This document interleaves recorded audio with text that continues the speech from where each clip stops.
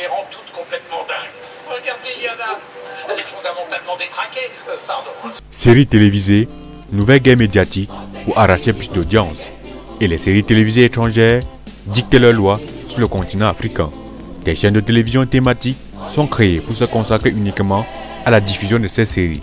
Le constat pour certains observateurs est alarmant.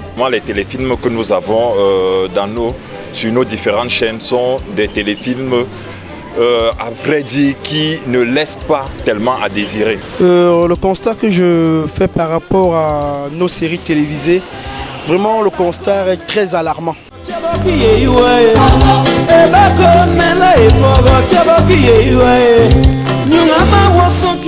Ces séries étrangères diffusées sur les chaînes de télévision ne sont pas adaptées à l'environnement socio-économique, culturel et même politique du continent africain.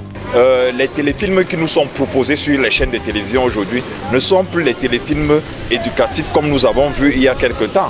Je me rappelle, pour ne pas faire de publicité, nous avons vu par exemple les Koutan qui étaient sur la CRTV. Nous avons vu plein de ce genre de films qui amenaient les jeunes à comprendre à quoi ressemblait par exemple la culture, la traite négrière. Mais aujourd'hui, ce n'est plus ça. Je pense que le cinéma aujourd'hui est plus en train de faire dévaloriser notre culture africaine qu'à nous.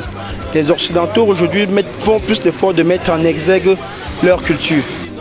Ces séries sont beaucoup plus orientées vers l'autre côté, vers l'Occident. Et ce qui fait qu'on a rarement des séries africaines, des séries camerounaises. Ce qui fait que bon, ça remet en cause la culture de l'Afrique et du Cameroun en particulier.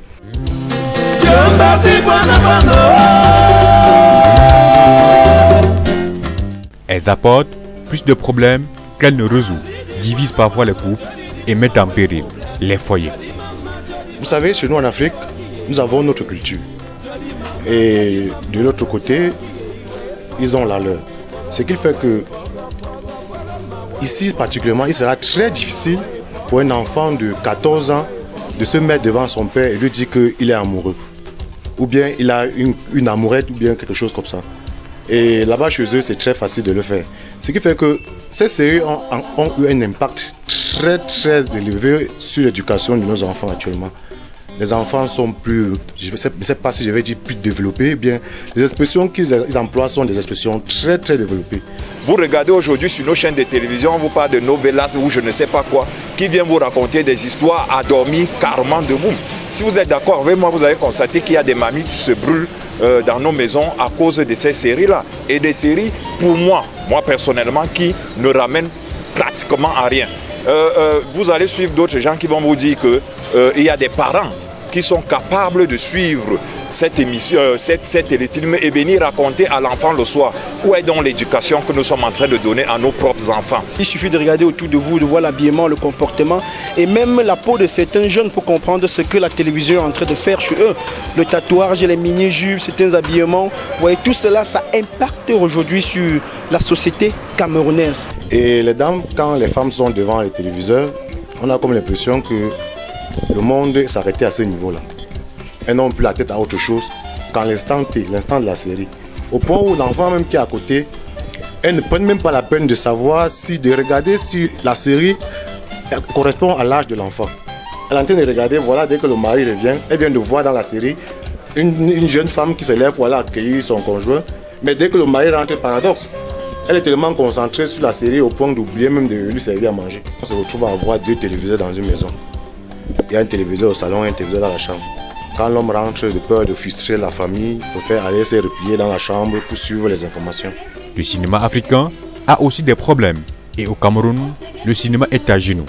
Manque de formation, pas de salle de cinéma, le matériel de tournage insuffisant, l'excès de zèle pour ceux qui ont eu la chance de réussir, peu de festivals cinématographiques, le financement des projets à tête chercheuse et les chaînes de télévision locales qui préfèrent diffuser les séries novelas. Le jeune frère vient le voir pour lui dire que regarde bien frère, regarde par exemple cette production que je vais réaliser. Dis-moi quelles sont les erreurs, dis-moi qu'est-ce qu'il faudrait faire pour améliorer. Son tu verra, il va dire ah bon c'est pas mal, tu te bats, c'est pas mal. Défends-toi comme ça va aller. Sans prendre la peine de lui dire par exemple que tiens tel plan peut-être est mal fait, ce cadrage n'est pas bon, le son n'est pas bon, et tel élément, l'éclairage n'est pas bien, ainsi de suite. Et voici comment il faudrait faire. Ou bien je te mets en contact avec tel pour qu'il t'explique comment il faudra faire. Et comment faire pour sortir de l'auberge de ces séries télévisées étrangères et sauver le cinéma camerounais qui est agonisant. Je veux donc exhorter même d'abord les télévisions camerounaises particulièrement, à l'instar de Vision 4 qui fait déjà beaucoup, parce que moi je vois des sketchs qui sont faits, des productions qui sont faites à Vision 4. Ça démontre tout simplement que si nous mettons la culture camerounaise au devant de la scène, il y a beaucoup de choses qui peuvent être faites. Quand vous regardez un peu le cinéma Hollywood aujourd'hui, il faut regarder tout le cinéma, tout est vendu. Quand vous voyez un peu même les voitures, tout ce qui passe dans ce cinéma, c'est une marque qu'ils vendent. Et là, chacun gagne.